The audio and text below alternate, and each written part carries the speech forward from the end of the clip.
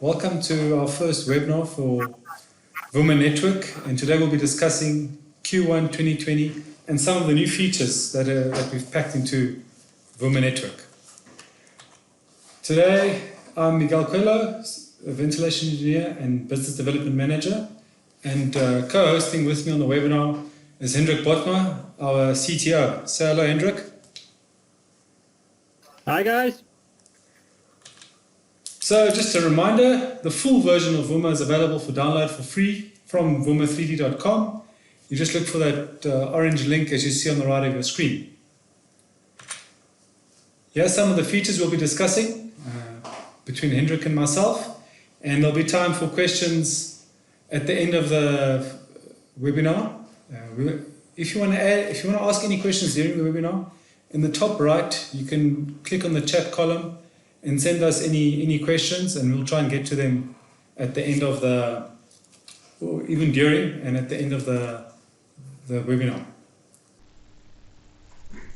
So VUMA is busy loading. As you can see, we've got an all new splash screen with a new layout. So here VUMA is loaded in the classic view. I'm going to go ahead and load up a model.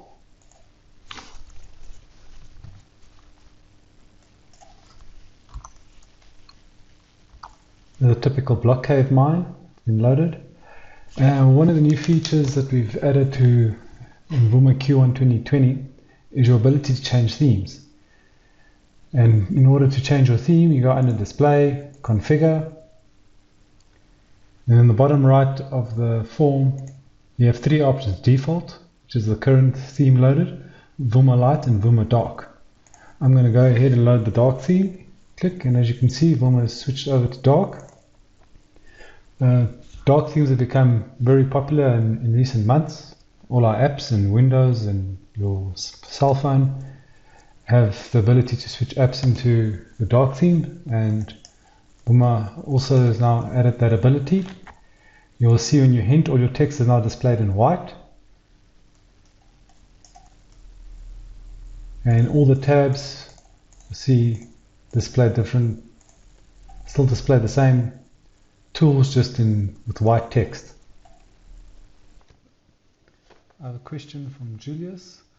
Julius is asking whether further themes will be added. We have the ability to support further themes, but for now we'll have the three, and based on user requests we could look at adding additional themes. Thank you for your question, Julius.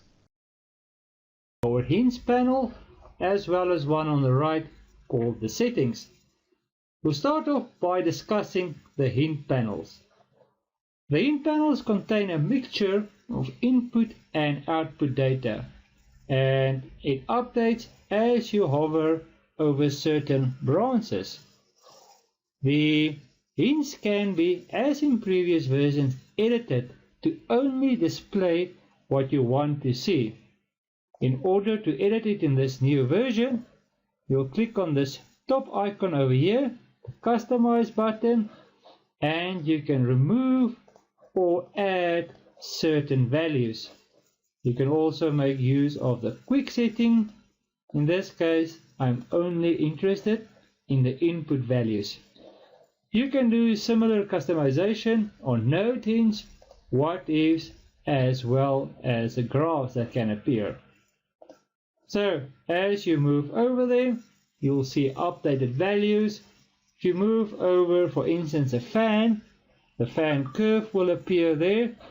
And if you have blast or fire solutions, even what ifs, you can set it up so that graphs display in these bars. One of the other advantages you have is in this version you can also edit values directly. For instance, that width, we will change it to 5, press enter, and this value immediately updates. Moving on to the right hand side, you'll see a list here, references, which is a collection of the references in the model. We can switch them on and off using the toggable buttons. And we can also perform solutions like converting, deleting, switching them all on or off, or going to our big editor over here. Similar principle applies to layers. We can see all the layer 1s in here. I can switch a couple of them on. As I add them, the model will grow. On the right hand side you will see the colors of the layers as well as the number in use. I can take, let's show all of them. This button over here will set my color mode to layer mode, and if I want to view a specific one, I can click on this button over here just to highlight that layer for me for easy navigation. Same will apply to our layer 2. Some of you are still using levels, nothing wrong with that. Same idea over here. I can go and pick a specific level and view only that level in my viewer, or if I want, I can say I want to show all of them, but I want to highlight just a specific one, and it will view you everything that's on that layer. Lastly, on the hints, we also have this Explorer bar over here, and in the Explorer you can quickly navigate to certain elements in your model. For instance, we've got a list here of all our fans, fixed flows, regulators that's in the model, our vehicles, easy to pick up if there were fire sources, if there were images in a model, can go to that one, click on the image tab, see the image that was added over here, and in the same vein, if there's any loose branches or unconnected branches in the model, they will also display over here. These panels can be dragged around to suit your own requirements. Maybe you want to have both of them sitting on the right hand side. If you have a second screen, you want to move them to the second screen, you can toggle them as well, and if need be, you can even close them completely. I see there's a question here. Okay, so I've hidden the panels. How do I show them again? Excellent question. You go to your display settings over here. There's a button called Reset Panels. You will click on this one and they will reappear in the place that you've originally set them to be. The next feature I'll be discussing is the overhauled vehicle library in VUMA. In this model you will see the billboards of various vehicles. They have a truck and LHD.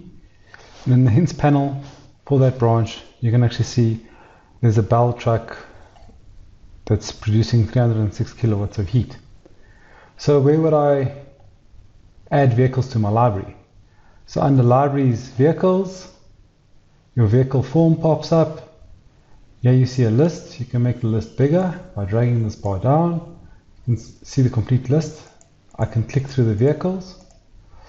You can even filter for these vehicles. If I drop it there, I can say Bell and it shows me all the Bell trucks, or Toro, shows me the Toro. If I go on Bell, you can see there's the description. You can customize for your project. You can say trucks used on project Y. You can add the manufacturer, its model name. You can pick what category it falls under, what type of engine it has, the rated power in kilowatts. Then you can say what type of diesel you're using and the engine tier.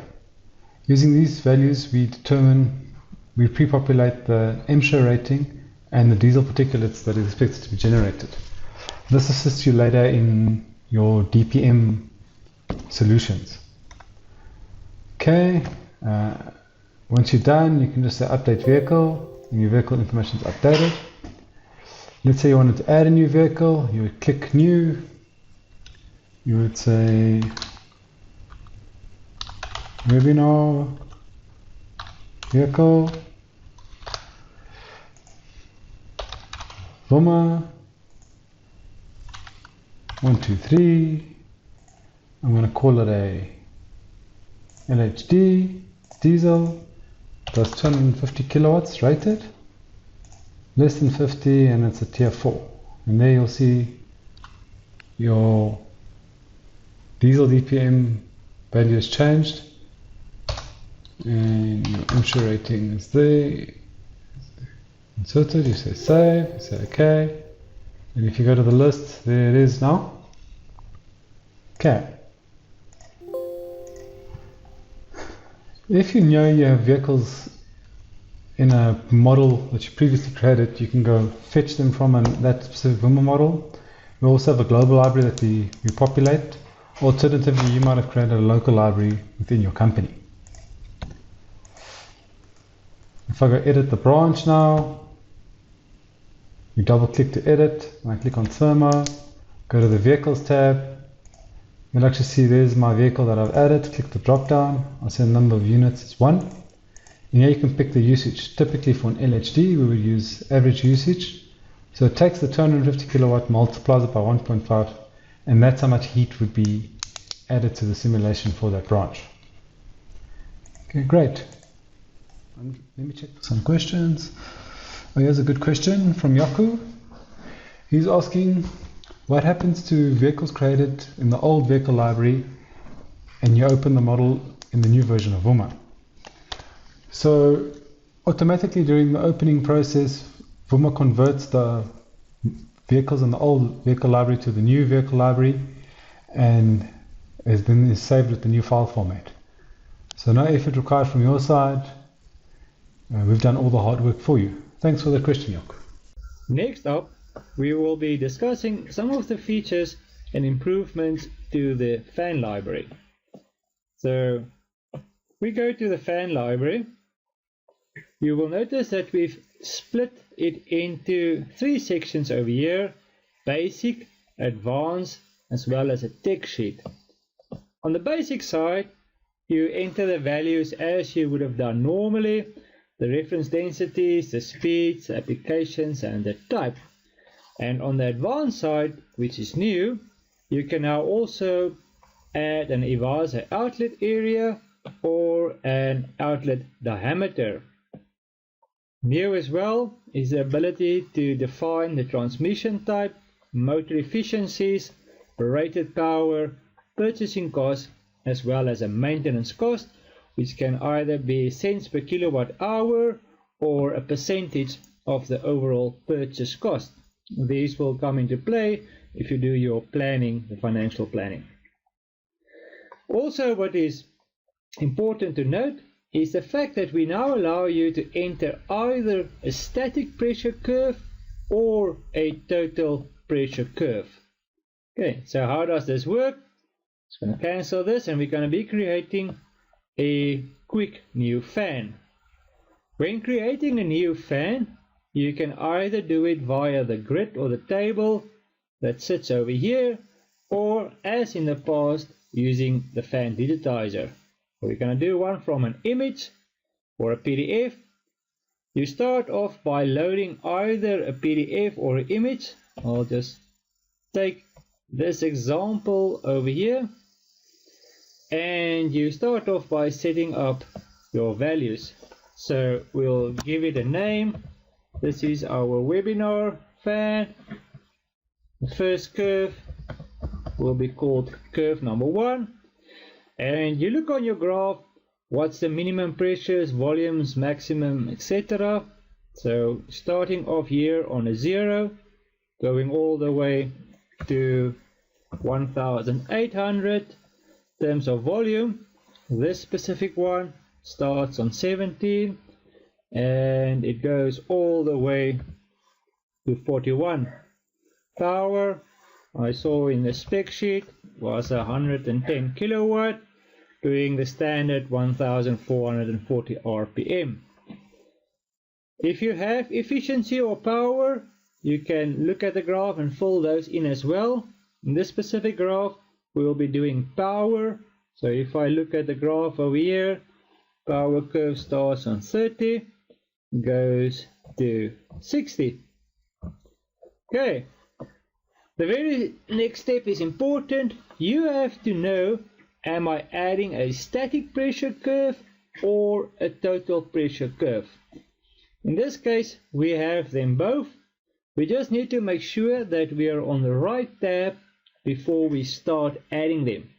I'll be adding a total pressure curve, so I have this one selected.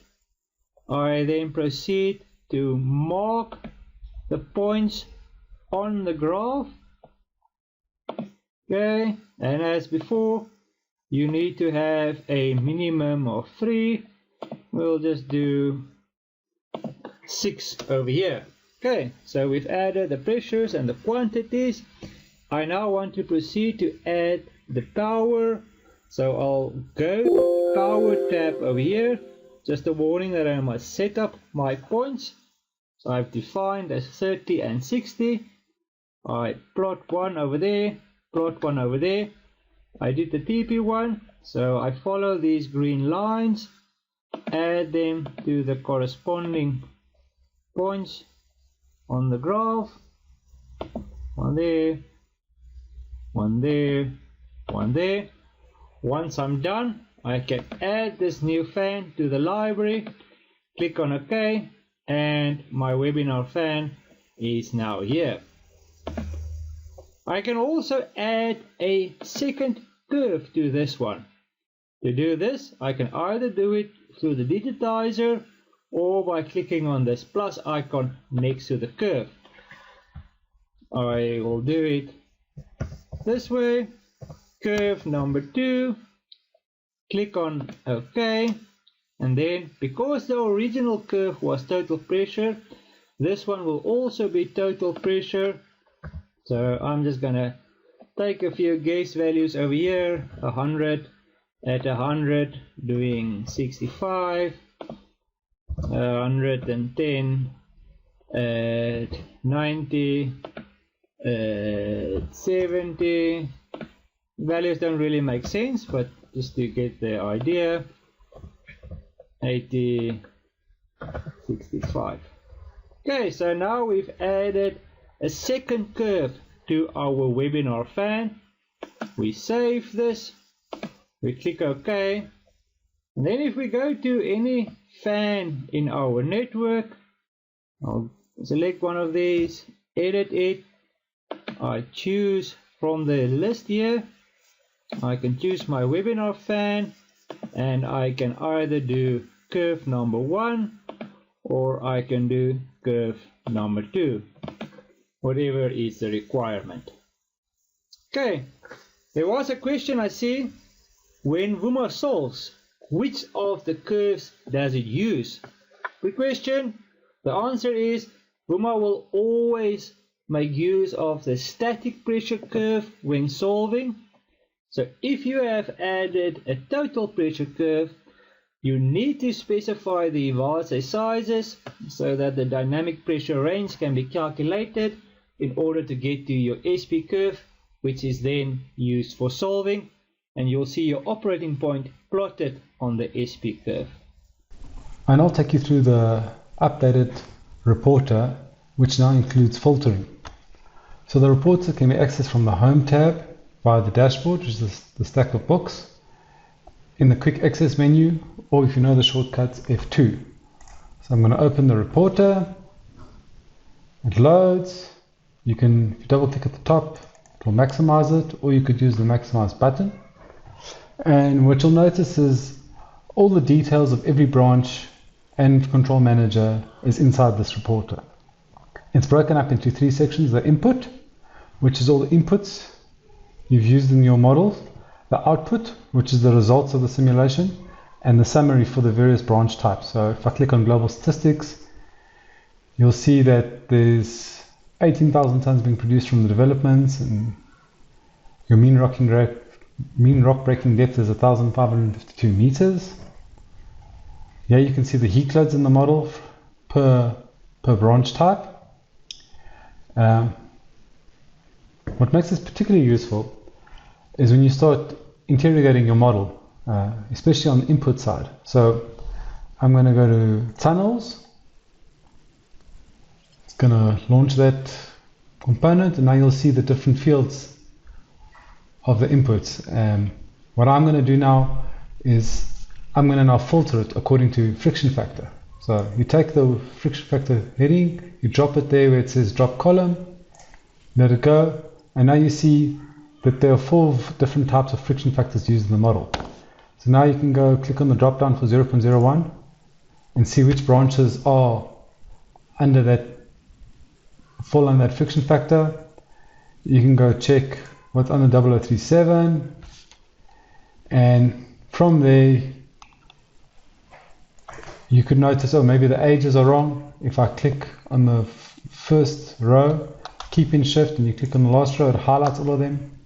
You can right click, modify to 20 years in this example, and then VUMA will refresh and update those branches with the age of the branch being 20 years. You could also go filter by geometry. I'll drop it there, and now you can go see, are these all the dimensions I used in the start in my model? And if these 1.2 meter diameter tunnels are suspect, you can actually go click and click on the name, and VUMA will take you to the branch, which you'll see in this case is a duct. Okay. And so you can do this with outputs as well. So you can also do multi-laying filtering. So if you want to pinpoint an issue in your model or confirm something, you can say, well, let me look at all the tunnels first by age and then by friction. So why this tunnel age 1 has a friction of 0.01, and these are all those tunnels. So it's quite useful for you to drill down and interrogate your model. Okay. Let me see if there's any questions. Yes, there we have a question from Martinez. Martinez is asking, he's noticed that here at the bottom, values start popping up. So let me go to tunnels on the output. You can change the size of the columns. So yeah, I'm going to look at the wet bulbs and the dry bulbs. And if you keep in shift, if you click on a row and you keep in shift and you click it again, it highlights that row, those values, and at the bottom it says the average temperature for those branches is 25.2. There's 11 of them, or the sum is 277. This is much like what Excel does. What you could also do is say, well, let me go first by layer, and I want to see all the branches in the decline. I want to get an average temperature for my decline. So click on the first one, keep in shift, click on the last one and highlight it all, and gives me the average temperature in the decline is 26.8. Thank you for that well thought out question, Martinez. Next up, we will be discussing how to add additional pressure losses to your system. We've added 2 more categories to tunnels and shafts. You can add them easily by clicking on your tunnel or shaft editor form, going to the additional pressure losses, and then adding either bends or enlargements or contractions. When you do bends, you must choose from a list of pre-populated categories over here. When you do enlargements and contractions, you need to fill in the size that is either enlarging or contracting to. You can make use of the lookup button over here to automatically populate it with the values of the adjacent branch. One thing that's important to notice though is that the Atkinson's factor already includes a certain amount of allowance for bends, contractions and enlargements.